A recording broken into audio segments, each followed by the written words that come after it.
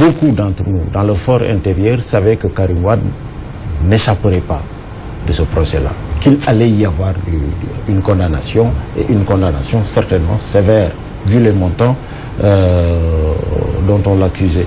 Moi, je n'ai pas personnellement apprécié cette sorte de pessimisme à retard, d'optimisme à retardement, qui a consisté à dire on ne va pas le condamner, alors qu'on a suivi pas à pas un procès qui, à chaque séance, s'orientait vers une condamnation et vers une condamnation sévère.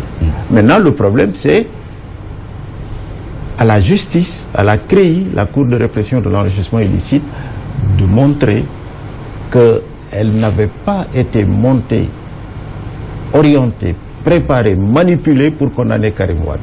Il y a d'autres personnages dans le pipeline, oui. Et il faut que ces personnages aussi, en vertu du traitement égal de tous les citoyens devant la justice, que eux aussi, non pas pour le plaisir de les voir condamnés, mais s'ils sont enrichis illicitement, il faut qu'ils expliquent l'origine de leur fonds. Oui, on a entendu le procureur spécial Alioune Ndao dire détenir une liste de 25 personnalités. Oui. Et de l'autre côté, on entend également le président de la République, Macky Sall, dire qu'il a mis sous le coude certains dossiers. Oui, ça vraiment, je pense que c'était une sorte de lapsus de la part du président qui essaie de fonder une gouvernance vertueuse, donc nécessairement le respect de la séparation des pouvoirs.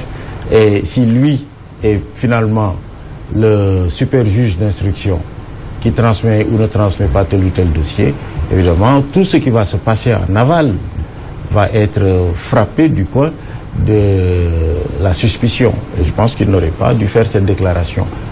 Quant à la déclaration du procureur spécial Ndao, je pense qu'il a mis en application une pratique qui est très en vigueur dans certains pays du Nord, la France notamment, et qui consiste, quand on a un dossier sur lequel l'exécutif risque d'intervenir, à vite livrer les premières données à la presse, et une fois connu qu'il a 25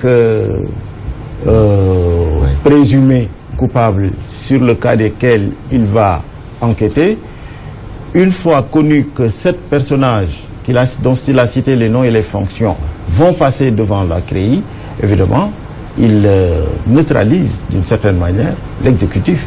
Aujourd'hui, les Sénégalais ne comprendraient pas, n'accepteraient pas que les procès de l'enrichissement illicite s'arrêtent une fois Karim Wade condamné. Nous attendons la suite. Un procureur ne peut pas innocemment énoncer les noms de personnalités, puisque presque tous sont soit des hauts fonctionnaires, soit d'anciens ministres. Il ne peut pas gratuitement salir ces gens-là pour le simple plaisir de le faire. Et pensez-vous qu'il y aura suite, effectivement? Nécessairement.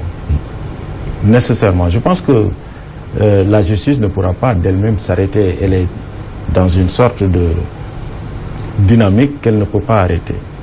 Ce qui est à craindre, c'est plutôt que les interventions diverses, que ce soit de milieux religieux, que ce soit de milieux plus ou moins familiaux, les groupes de pression, qu'ils parviennent à négocier en amont une sorte de pondération des peines, et que après Karim Wade, il arrive des gens qui s'en tirent avec des peines légères, voire des peines assorties du sursis.